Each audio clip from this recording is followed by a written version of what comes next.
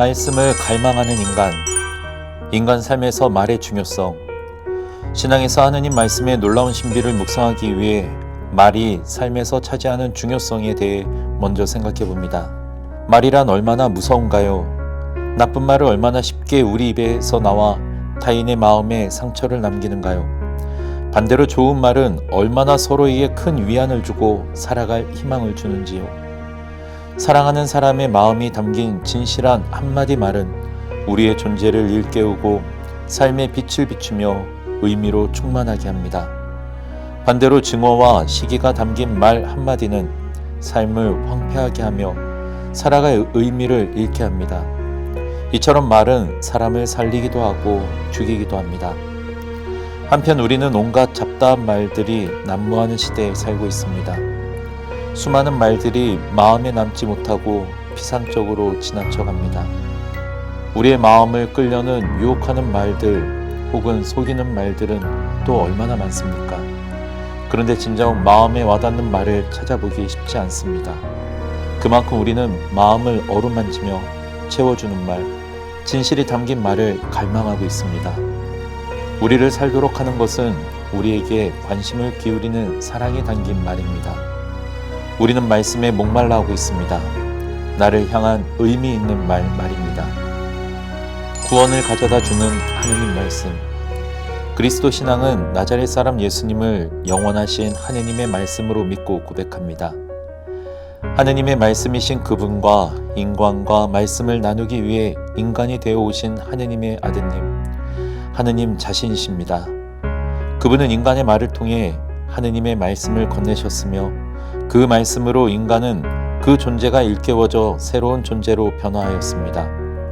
그 말씀은 구원을 가져다 주는 힘입니다. 그래서 베드로의 첫째 서가는 이러한 힘찬 고백을 합니다. 여러분은 썩어 없어지는 씨앗이 아니라 썩어 없어지지 않는 씨앗, 곧 살아계시며 영원히 머물러 계시는 하느님의 말씀을 통하여 새로 태어났습니다. 말씀에 대한 갈망. 우리는 말씀을 갈망하는 존재입니다. 영원한 말씀, 거짓 없는 말씀, 나의 존재를 채워줄, 나의 상처를 어루만져줄 위로와 자비의 말씀을 갈망합니다.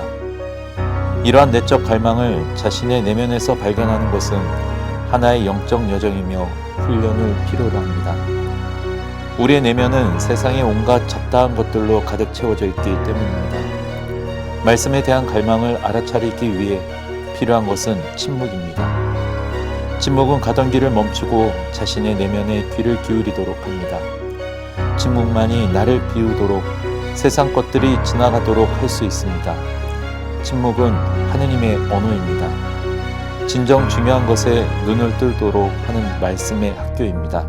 하느님 말씀으로 신앙의 활력을 되찾기 위해 스마트폰과 텔레비전 리모컨을 내려놓고 잠시 십자고상 앞에 촛불을 켜고 무릎을 꿇고 침묵 중에 말씀을 향한 갈망을 일깨워 주시기를 주님께 청해보면 어떨까요? 침묵하시는 하느님, 신뢰를 요청하는 말씀. 우리가 주고받는 말은 진실성을 근간으로 한 신뢰관계에 바탕을 둡니다. 나의 말은 누군가를 향합니다. 그 누군가가 그 말을 믿어주기를 희망합니다. 동시에 그 누군가가 맹목적이 아니라 자유롭게 자신의 말을 받아주기를 바랍니다. 나의 말이 거짓이거나 혹은 상대가 온전히 자유롭지 못하다면 신뢰의 관계는 깨지고 말 것입니다. 이처럼 말에는 두 사람이 주고받는 신뢰 관계가 전제됩니다. 하느님의 말씀도 마찬가지입니다. 인간이 전하는 말을 하느님의 말씀으로 받아들이는 것은 믿음의 문제입니다. 그런데 많은 사람들이 경험하는 것은 말씀하시는 하느님보다는 침묵하시는 하느님입니다. 하느님은 어디 계시는가? 왜 불의와 비참한 현실, 폭력과 갈등, 전쟁과 기아로 어지러운 세상을 바로잡지 않으시는가? 우리는 동시대인이 던지는 이러한 물음을 도외시하고 하느님의 말씀에 대해 막연히 이야기할 수는 없습니다. 성경의 비전. 그런데 놀라운 사실은 이미 성경도 그러한 물음을 알고 있다는 것입니다. 사람들이 제게 온종일 내 하느님은 어디 계시느냐? 빈정거리니 낮에도 밤에도 제 눈물이 저의 음식이 됩니다. 성경의 저자나 인물들은 우리보다 더 깊이 하느님의 침묵을 경험하고 우리보다 더 간절히 하느님을 찾았던 사람들인지도 모릅니다. 우리보다 더 간절히 하느님을 찾았던 사람들인지도 모릅니다. 성경은 우리에게 일방적으로 하느님 말씀을 전해주지도 이상적인 신앙만을 강요하지도 않습니다. 하느님의 부재를 경험하고 삶의 시련 속에서 좌절하고 절망하는 사람들의 이야기를 들려줍니다. 하지만 그들이 어떻게 믿음의 길에서 포기하지 않고 자신들의 비참한 삶을 기도로 승화시키며 결국 하느님의 말씀을 들을 수 있었는지를 보여줍니다.